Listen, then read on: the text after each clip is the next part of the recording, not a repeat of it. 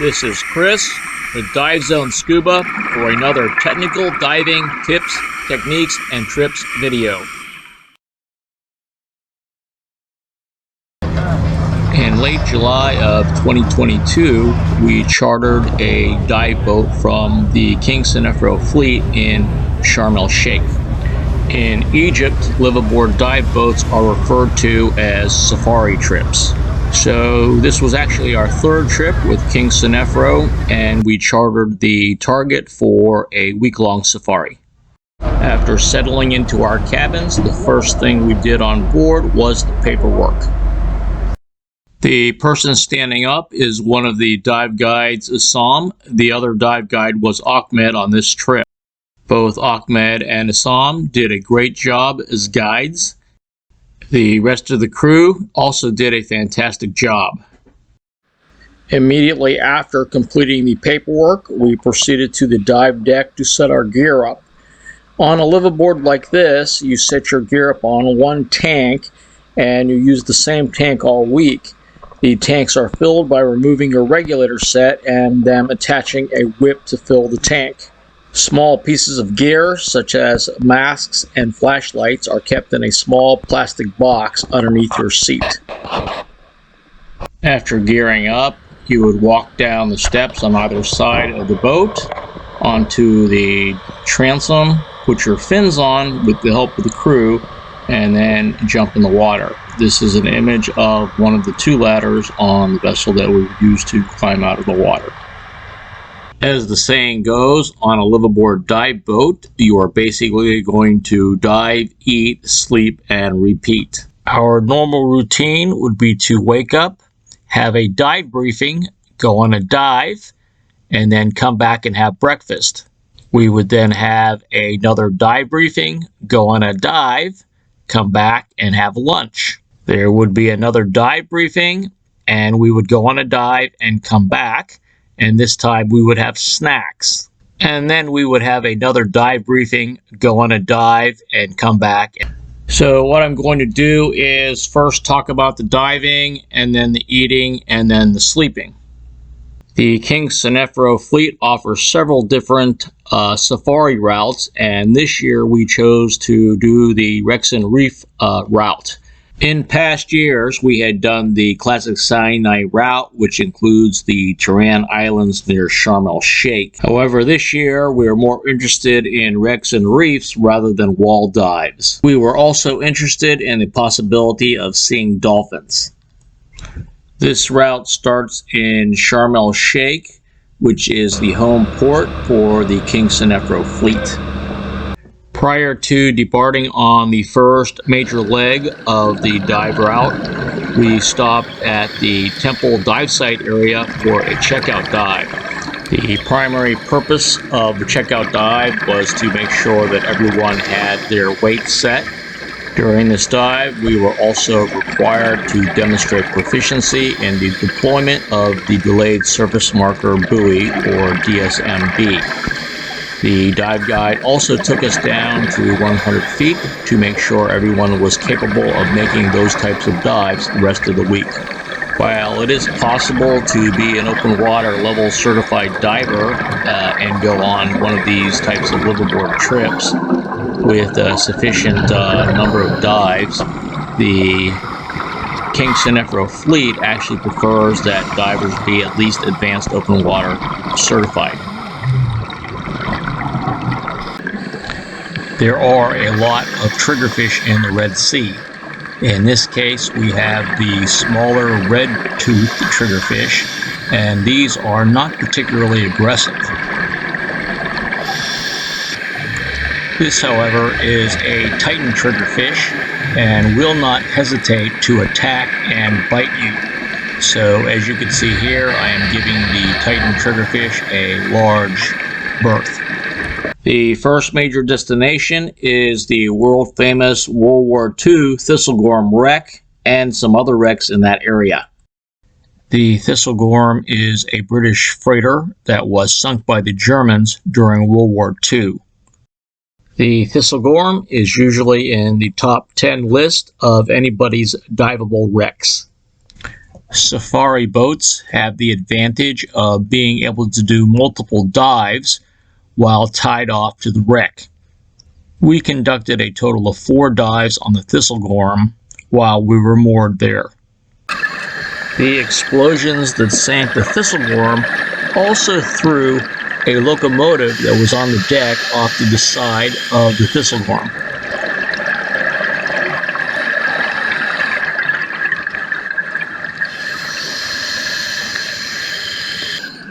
There is live ordnance on the Thistlegorm, so no touching. There is also a variety of other war material, including trucks, boots, and rifles. In this next section of video, we are swimming through one of the holds. As you can see, there are many vehicles still inside the Thistlegorm in the same position as when the Thistlegorm sank.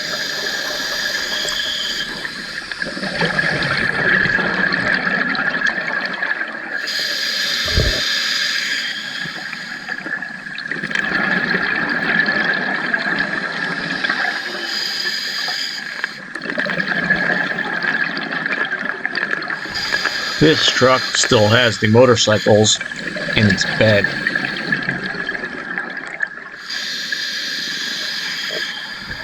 During this penetration, you are actually swimming above the cargo like the trucks in the hold and just below the ceiling. There is not much room between the ceiling and the cargo.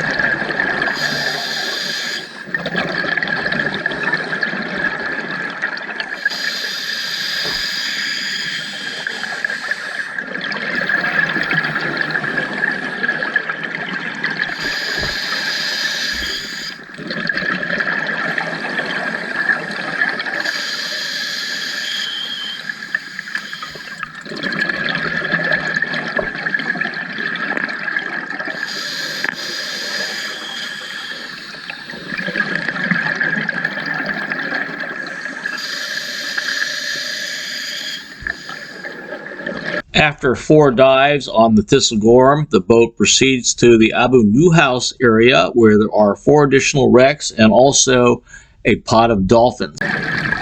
This is one of the many wrecks at Abu Nuhas. In this case, we have the Marcus, which is also known as the wreck of the tiles. And this vessel was transporting a lot of ceramic tiles when it struck the reef and sank. As you can see, there are thousands and thousands of tiles in this vessel. We took a break from diving wrecks to be visited by the resident dolphin pod in the Abu Nuhas area. As you can see, there were 8 to 10 dolphins, including 1 baby dolphin. The dolphins stayed with us the majority of the dive, occasionally surfacing for air. In a number of cases, the dolphins actually swam right up to us and around us and interacted with the divers in various ways. This was only the 2nd time that I've ever been diving with dolphins in the water, and it is the first time that I've ever had the opportunity to take substantial video footage. I have perhaps 30 or 40 minutes of video with the dolphins, but you get the idea. An absolutely crazy wreck dive in the Abu Nuhas area is the wreck of the Giannis. After a few minutes of swimming inside this wreck, you no longer know which way is up. This is partially caused by the fact that the vessel or the wreck is tilted on its side and is also not level. So it has a very disorienting effect while you're swimming through the wreck.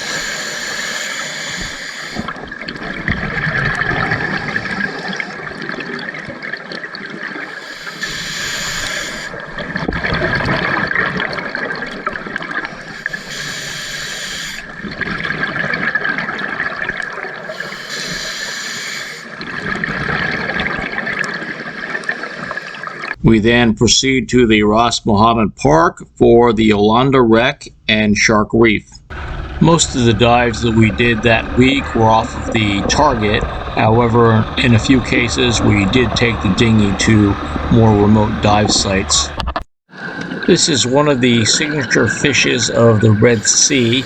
This is a Napoleon wrasse, which you can identify by the bump on the top of his head. These fish can actually grow to be several feet long. This particular one was a juvenile at 3 or 4 feet. Normally they are very shy, and when you see them coming, they leave immediately. Another signature fish is the crocodile fish, the front half of which looks exactly like a crocodile and the back half looks like a fish. Unfortunately, I was not able to see one of those on this particular trip, although other members in the group did see them. This video clip is perhaps my favorite dive site in the Red Sea. It is the site of the Yolanda wreck, or what's left of it. One of the interesting things about this site is the large number of unicorn fish which populate the area. The unicorn fish is also a signature fish of the Red Sea, and you can see the large protrusion from the front of the unicorn fish. Here is some of the cargo from the Yolanda. It was carrying a number of sinks and toilets when it hit the reef, and then over the years the wreck itself deteriorated and slid down the hill, leaving the toilets and the basins and the bathtubs. Here's something unusual that I've never seen on this particular reef. This turtle is just hanging out. I guess it's having lunch. This is only one of 2 turtles that I saw during the trip.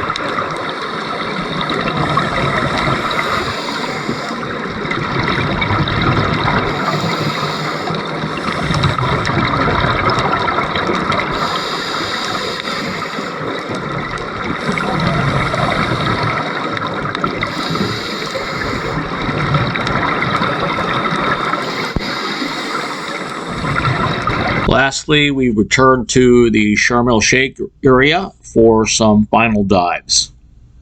Here's a short video clip of the dining area on both sides and the buffet.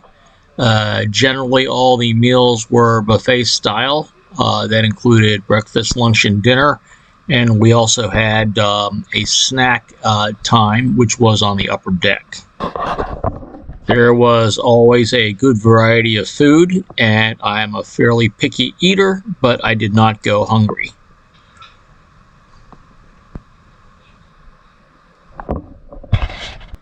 Most of the cabins on the King Snefro boats are in the lower deck, and this keeps the temperature cool, in addition to the air conditioning that each cabin has.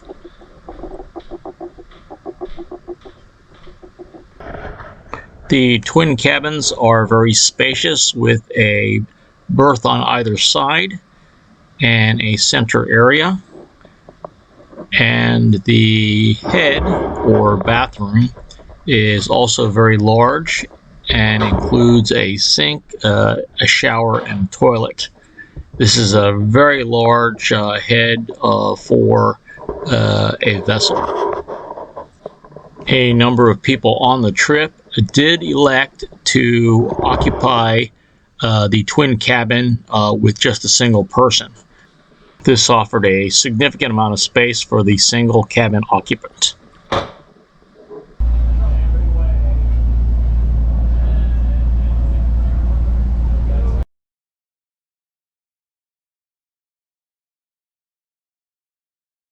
This is Chris with Dive Zone Scuba.